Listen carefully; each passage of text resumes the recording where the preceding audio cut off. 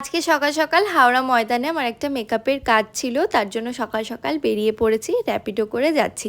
আর কাল থেকে কিন্তু আমি আবারও রেগুলার ব্লগ আপলোড করছি। যারা আজকে ফার্স্ট টাইম আমার ব্লগ দেখছো, ঝটপট করে কিন্তু আমার পেজটা ফলো করে নিও। যাওয়ার পথে দক্ষিণেশ্বরের মন্দির দর্শন করে আমি পৌঁছে যাই আমার ক্লায়েন্টের লোকেশানে।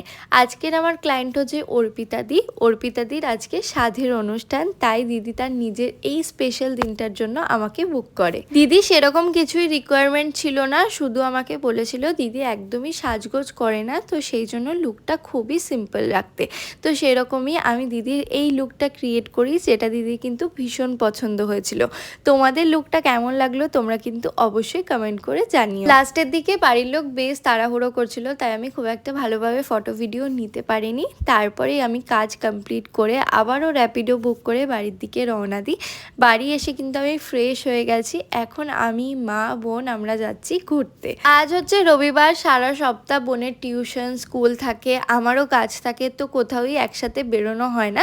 এই রবিবারও কিন্তু আমাদের ছুটি নেই, বোনের সকালবেলায় ডান্স ক্লাস থাকে, আমারও আজকেই কাজ ছিল।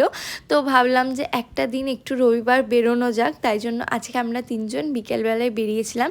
ওই বিকেল 4:30 নাগাদ বেরিয়েছিলাম। আমি আর মা দুজনেই ডায়মন্ড প্লাজায় যেতে খুবই পছন্দ করি, তো আজকেও আমরা সেখানেই চলে এসেছিলাম। এসে আমরা প্রথমেই চলে এসেছিলাম ফুড কোর্টে, সেখান থেকে প্রথমে একটু খাওয়া দাওয়া করে নিই। তোমরা দেখতেই পেলে আমরা পিৎজা অর্ডার করেছিলাম আর ওয়াও চিকেন থেকে ফ্রাইড চিকেন অর্ডার করেছিলাম। তো সেগুলো আমরা খাওয়া দাওয়া করে চলে এসেছিলাম টাইম জোনে। বোন অনেক দিন ধরেই বায়না করছিল যে ট্রাম্পোলিন পার্কে নিয়ে যেতে হবে, নয়তো টাইম জোনে নিয়ে যেতে হবে। মা ট্রাম্পোলিন পার্কে যেতে চায় না, তাই জন্য মাও আসতে পারবে এখানে, সেই জন্য আমরা টাইম জোনেই এসেছিলাম। আজকে আমাদের সবার এখানে এসে খুব ভালো লেগেছে। আমার মা আর বোন তো খুব এনজয় করেছে, তোমরা ভিডিও দেখলেই বুঝতে পারবে। আমার মনে হয় আমাদের এত ব্যস্ততার মাঝেও মাঝে মাঝে এরকম একটু ছুটি কাটানোর সত্যি প্রয়োজন আছে। এখানে কিন্তু আমরা প্রতিটা গেম খেলেছি, এখানে এসে মনে হচ্ছিল আমরাও বাচ্চা হয়ে গেছি।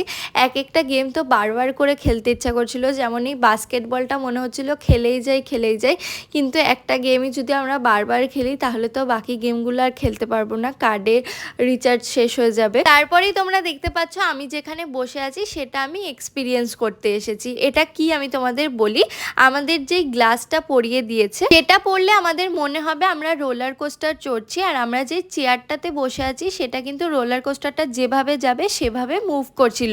এই ব্যাপারটা কিন্তু বেশ রিয়েলিস্টিক লাগছিল, তোমরা দেখতেই পেলে। আমার মা কিন্তু বেশ ভয় পাচ্ছিল, মানে সত্যিই মনে হচ্ছিল আমরা উপর থেকে পড়ে যাচ্ছি। তারপরে আমরা খেলাধুলো করে চলে এসেছিলাম ম্যাক্স থেকে বোন একটা জিন্স কিনলো, তারপরে আমরা বিল করে বাড়ি চলে আসি। আজকের আমার মিনি ব্লগটা এতটুকুই, বাই বাই।